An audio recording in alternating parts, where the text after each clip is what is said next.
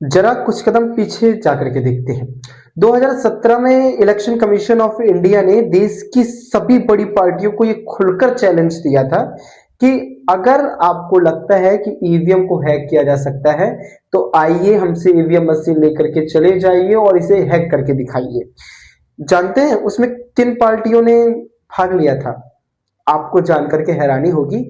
Congress, Samajwadi party, Trinamool Congress, आम आदमी party, सभी पार्टियों में से किसी भी बड़ी पार्टी ने इसमें भाग नहीं लिया। एनसीपी थी जिसने भाग लिया भी, आखिर में वो भी हार मान गई। उसने भी स्वीकार किया कि ईवीएम को हैक नहीं किया जा सकता। ऐसे में सवाल ये उठता है कि जब ईवीएम यानी इलेक्शन कमीशन ऑफ इंडिया ने आपको खुलकर के चैलेंज किया था तो आपको स्वीकार करना चाहिए था। और अगर चलो ठीक है, तब आप अगर स्वीकार नहीं कर पाए तो अभी आपके पास 45 दिन का समय है। 45 दिन की वो प्रक्रिया है। 45 दिनों के अंदर आप सुप्रीम कोर्ट में अपनी केस फाइल कर सकते हैं कि हमें चेकिंग करवानी है। लेकिन नहीं, आप नहीं करवाएंगे क्योंकि आपको हार स्वीकार नहीं करनी, आपको हार मर देनी है ईवीएम के ऊपर। ऐसे में कई सारे सवाल पैदा होते हैं। तो मेरे जहन में भी कई बार सवाल आता है कि बैलेट पेपर को हटा करके ईवीएम लाने वाली कांग्रेस ही तो थी, तो फिर ईवीएम हैक हो सकता है ऐसा कांग्रेस कैसे बोल सकती है?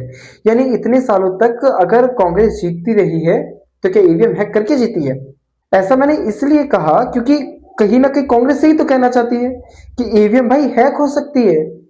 और अगर ईवीएम हैक हो सकती है तो साहब कहीं ना कहीं मैं भी ये चीज तो सोचता हूं कि अगर ईवीएम को इतनी आसानी से हैक किया जा सकता है तो क्या इतने सालों तक कांग्रेस हैक करके लोकसभा चुनाव जीत रही थी?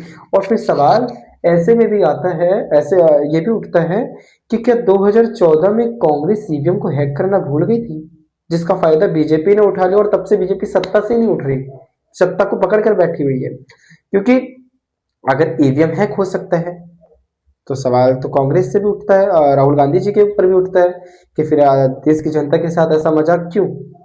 आखिर जो मशीन इतनी इजीली हैक करी जा सकती है, आपने उस मशीन को इलेक्शन कमीशन ऑफ इंडिया में दिया और बैलेट पेपर को हटाया और इलेक्शन कमीशन से कहा कि नहीं आप ईवीएम का यूज करिए और मजाक उड़ने दिया। ऐसा क्यों किया आप? और अगर नहीं हैक हो सकती है तो देश की जनता की संवेदनाओं के साथ आखिर क्यों खेला जा रहा है? आखिर ये पार्टियां क्यों स्वीकार नहीं करती कि जब ग्राउंड पर ये हारती हैं तो ईवीएम इन्हें नहीं हराता, जनता इन्हें हराती है।